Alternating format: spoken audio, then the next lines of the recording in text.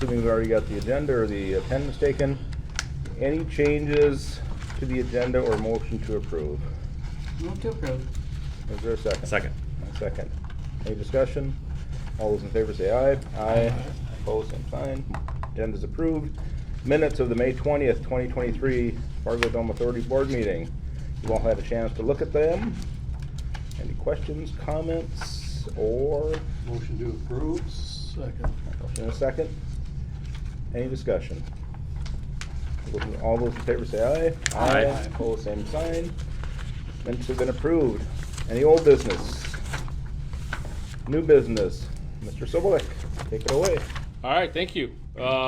Just real briefly, as I mentioned at the meetings last week, the Building and Finance Committee meetings, since our last meeting, and obviously it had an email sent out to you, Susan Thompson is no longer filling the role of Director of Finance and Administration here at FARGODOME. She has accepted the position of Assistant Finance Director with the City of Fargo. And so we're undergoing some changes here at FARGODOME within the City Department with that change. Thankfully, Susan has been gracious enough to still work on a lot of different projects, FARGODOME related, and also we're quite involved in just conversations of what the look and makeup of the organization at FARGODOME is as this change goes through. Is there an opportunity to maybe move some of the financial aspects of FARGODOME more into the City of Fargo with their possible changes in software and things such as that? So in the meantime, Zach Pranty, who's been with us for several years and gave the report at last week's meeting, and has been doing a lot of the day-to-day financials for over the last year, prepared the last two budgets, is kind of stepping into a little bit of a different role and hybrid role now and doing things there. So just wanted to make sure everybody was aware of that and that there is thought going into what that change means to this department of the City of Fargo, and give you the opportunity to ask any questions if you have any, but also to just show my appreciation and thanks to Susan for her 25 years here. And Zach for saying yes. And for Zach, well, and for everybody for changing their roles as we're all kind of doing different things or doing things a little differently right now. So. Okay, with that. All right. Financial statements. Moving to page 4 then. As always, the month, and for this time, the month of May is on the left-hand side of the page, the year-to-date. First 5 months ending May 31st of 23 is on the right-hand side. Starting with the left-hand side, the month of May, we had 4 events with a total attendance of 27,300. We had total event income of just over 74,000. We had indirect expenses of $355,800. So that brought us to a net surplus of $121,000. We never like to see, it was a net deficit. We never like to see deficits, but it was $52,000 more favorable than the budgeted deficit of $173,000. So we'll pull that out as the silver lining on that one. As far as the event side things go, NDSU, their commencement, about $13,000 above budget. More on how we change the billing. And when we make billing decisions, it doesn't always happen at the same time when we're preparing budgets, which are 13 to 18 months prior to that. So it's just kind of catching up. We had made that change last year, so it's coming through on there. On the family shows at 2,300, that was actually from the April Shrine Circus event. Some of their ticket sales are a little slower to come in, so this was one of their ticket sales outlets that came in for that event. Came in a little higher than budget. And then the marathon is the convention and miscellaneous. With the change in ownership of the marathon to Gannett Publishing out in the East Coast, out of Boston, we charged rent, building rent for that, which has been part of a City of Fargo sponsorship. In years past, that was not present this time, so it was a little higher than budget. On the expense side, labor was generally consistent with budget. still some overtime, and then operations was about 4,000 below budget. The lower electricity was a little lower than budget with an accrual adjustment from April, but again, still with higher steam and heating and cooling. We went right from winter to summer, so it was cold and now it's too hot. And then also some continued building repairs with that. Any questions on the month of May?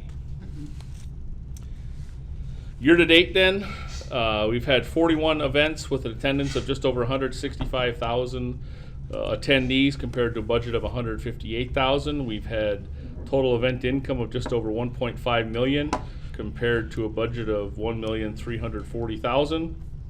And we've had indirect expenses of about $2,155,000, or about $130,000 above the budgeted $2,024,000.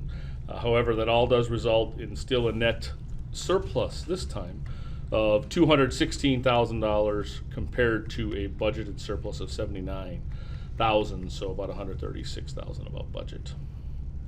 Any questions on the year-to-date numbers? Just a real quick where you see the negative on the concerts of 15,000. That is the Parker McCullum and the Red Hot Chili Pepper dates. Parker was in February, Red Hot Chili Peppers in April. 2 concerts, but that deficit is compared to 3 concerts that have run through. So there are still about 5 concerts to run through, 3 of our normal size ones and two smaller ones, but obviously with Def Leppard, Motley Crue, and Pink in August, Nickelback in October, and Shania Twain in November, we're still somewhat comfortable on the position that we are there. Any questions for Rob? No motions. Move to accept the financials as presented. Is there a second? Second. Motion and a second. Any discussion? All those in favor say aye. Aye. Aye. Pose same sign. Financials approved. Is that roll call? I do have to do roll Oh, call. sorry. Dan? Yes. Nancy? Yes. Rick? Yes. David? Yes. Troy? Yes. Blake? Yes. All right. Upcoming events and past events. All right, moving on, page 14 then, since our last meeting, which was May 30th, we were setting up for the Fargo Public Schools graduations at that time. They had rehearsals Thursday and Friday, and then had their ceremonies at noon, 3, and 6 on Sunday the 4th. Everything went well, except for my understanding is I forget who was in the noon ceremony, as that was getting over in the 3 o'clock ceremony. People were coming in, the clouds decided to open up, and there was a nice downpour, so, but hey, we can't control the weather. Then we went right into setting up Happy Harry's Rip Fest, the 5th and 6th, with the event then on Wednesday through Saturday, the 7th to the 10th, and tearing down the 11th and 12th. Good event, good crowds, right around 43,000 people for that. Probably say better than average on attendance, food or beverage sales, which is kind of where the FARGODOME is. The revenue sources are, the sponsorships were good, gate ticket sales, paid sales were good, and I believe the cookers had a successful event all around. So Then no rain. I have to give it a And it was nice positive weather. on that. There was a little rain Wednesday. West Fargo got a lot of rain at the same time where North Fargo was getting nothing, and I was, so that helped maybe kept a few away. And then the same thing on Friday when rain comes in that 4:30 to 7 time period, or the threat, it's never real good for that event. But overall, was good, and everything went well. Then the last 2 weeks, the football turf has been down, and NDSU Thursday, Friday, Saturday, Sunday have been using it as one of their fields for their individual football camps, which takes us to today. And any questions from the group or comments on past events? Moving forward then, USA Wrestling will reconvert the building somewhere the week of July 3rd to hopefully get the main football turf off of the field and into the storage pit and reset for USA Wrestling. They'll start loading in on Tuesday the 11th. Weigh-ins start the afternoon of Friday the 14th, and then they will have the women's, juniors, and 16 and under tournaments on the 15th and 16th. The 17th, 18th, 19th will be the boys freestyle tournament for 16U and juniors, and then the boys Greco-Roman 16 under and juniors tournament will be Friday, Saturday, the 21st and 22nd, which clear out the arena, and then the United Way will start setting up, and we'll be hosting the United Way backpack drive on starting July 25th through August 4th. Will you That do it up week, here? which takes us to, they're actually going to do it in the lobby this year. Huh. We're going to try the lobby, will be where all the packing takes place, and they'll be putting the packed backpacks into the East Concourse. Then they'll take them off-site the 3rd and 4th and move them around for their distribution. Is that one's just a donated event? Yes. Yeah, we hosted it for a while up in the meeting rooms. They changed some of their logistics, so they've been at Shields Arena. It's my understanding that Shields Arena has some construction work going on their hockey arena floor this year. So they were looking for an alternative place and approached us, and we were able to make the lobby work for them. So. If no other questions, that would conclude my report. Any questions? Great. Thank you, Rob. On to the Building and Finance Committee reports. Dave. All right, we'll go to item B1A, and that is the May financials. Those have been approved at the FDA level, so we'll scoot on to item B, and that is the past project capital updates. 2 items that were reported, and that is the football turf. And the football turf, it sounds like there were some issues with the leaders with the football turf that are going to be further investigated around July 7th, or excuse me, 6th and 7th. They're coming back to take a look at those to get those fixed up.